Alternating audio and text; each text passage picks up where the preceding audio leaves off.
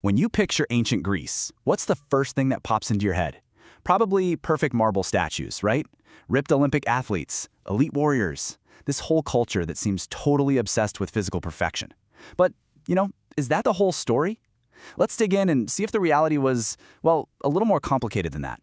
To get to the truth, we're going to start with a riddle. This is the famous riddle of the Sphinx, the creature with a lion's body and a woman's head that was terrorizing the city of Thebes. She would devour anyone who couldn't solve it. So, what do you think the answer is? The answer, which the hero Oedipus figured out, is man. He crawls on all fours as a baby, walks on 2 feet as an adult, and then uses a cane, that's the 3rd foot, when he's old. Now what's so fascinating here is that the riddle itself, a huge part of Greek mythology, admits that the human body isn't some static, perfect thing. It changes, it weakens, and needs support. And this riddle, it's our key to unlocking a much, much deeper story. Okay, so to understand the Greek ideal, we first have to get a handle on the code that drove their society. It was really built on these 2 super powerful concepts that shaped, well, pretty much everything. The first concept is agon. This basically means contest or struggle or competition. And for the Greeks, everything was an agon. I mean, war was obviously the biggest, most brutal contest, but so were athletics, political debates, even plays at the theater. Life was just one constant arena where you had to prove you were the best. So, if life is one big contest, what's the prize you're fighting for? That brings us to the second concept, arete. This is all about excellence, virtue, courage. But here's the kicker. It wasn't something you were just born with. You had to earn it. You had to go out and prove it in the heat of the agon. Arete was the ultimate goal, the public proof that you were a good man. And this shows you their whole worldview in a nutshell. You prove your greatness through struggle. So where was this ideal man, this embodiment of arete, actually created? He was forged in one of the most important places in all of Greek society, the gymnasium. That's right, the word gymnasium literally comes from gymnos, the Greek word for nude. It was an all-male space where every bit of training, from wrestling to running, was done completely naked. And this wasn't just to keep cool, it was a performance, a way to show off that perfected male body, the result of all that grueling training. Now, the gymnasium had a few jobs, but let's be clear, its main purpose was military. This is where you took young men, the ephibeia, and you hammered them into hoplite soldiers, ready for the phalanx. Of course, it was also the hub for sports, and later on it became a place for philosophy and deep conversations. But at its heart, it was about building a body for war and showing off your physical dominance. Okay, now look at this. Look at who was kicked out, who was excluded. This list tells you everything you need to know. Slaves, tradesmen, drunkards, they were all banned. But look at that last group, the apolaistroi. That's a term for the physically unfit. So think about that. The gymnasium wasn't a place to get in shape, it was a place to perfect a body that was already considered fit. The very institution that was supposed to create the ideal body shut its doors to anyone who didn't already measure up.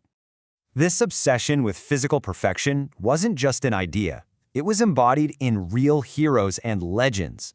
And nobody, I mean nobody, represented that ideal more than the greatest wrestler of the ancient world.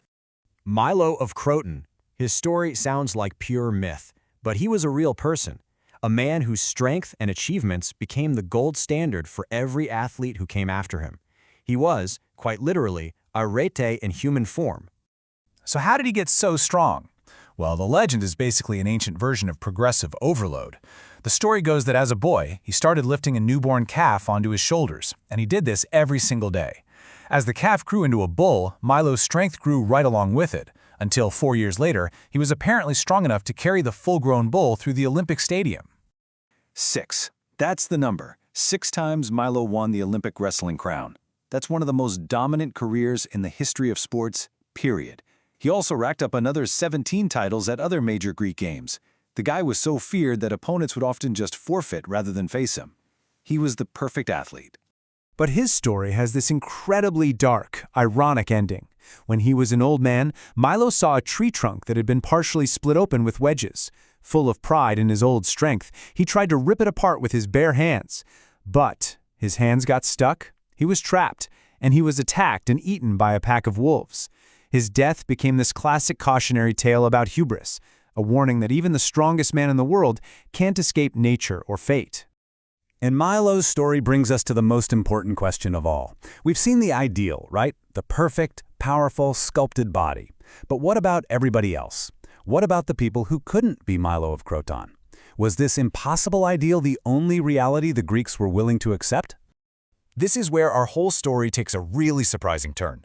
It's time to look past the myth of the perfect body and uncover a totally different and honestly much more human side of ancient Greece. Hey, remember our riddle from the very beginning? Think about it. It wasn't describing an ideal, it was describing reality. It lays out a totally normal human life, full of changing physical abilities. So the Greeks themselves, in their most foundational myths, knew that bodies age, they get frail, and sometimes they need help. This gets us to a really popular myth, that the Greeks, especially those hardcore Spartans, would just get rid of any baby who wasn't physically perfect. But when you look at the actual archaeological and historical evidence, a very different picture starts to emerge. It suggests that, far from being automatically rejected, there was actually a surprising amount of care and accommodation for people with disabilities. So what is that evidence? Let's look at the concrete, real-world ways that ancient Greek society actually made space for people whose bodies didn't fit that heroic ideal. I mean, just look at this stuff. It's so practical. In 4th century Athens, men with disabilities were officially exempt from military service. At major religious sites, like the huge healing sanctuary of Asclepios, they built ramps right next to the stairs for better access.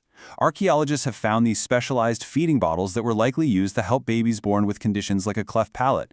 And get this, there was even a state-funded pension for citizens who were adunatoi, literally the unable who couldn't support themselves. This is not a society that just threw people away. So what does this all mean? It means the Greeks were complex. They could hold two contradictory ideas in their heads at the same time. They absolutely celebrated the perfect body. It was an ideal to strive for, the ultimate symbol of arete. But they also built a practical society that made room for the reality of human life in all its different forms. They didn't have to throw away their ideal to deal with reality. And that kind of brings it all back to us, doesn't it? The ancient Greeks wrestled with this tension between a flawless ideal and a messy reality. So it makes you wonder, what are our modern ideals of perfection? Whether it's about our bodies, our careers, our lives, and how do those powerful ideals shape who we make room for in our world and who gets left behind?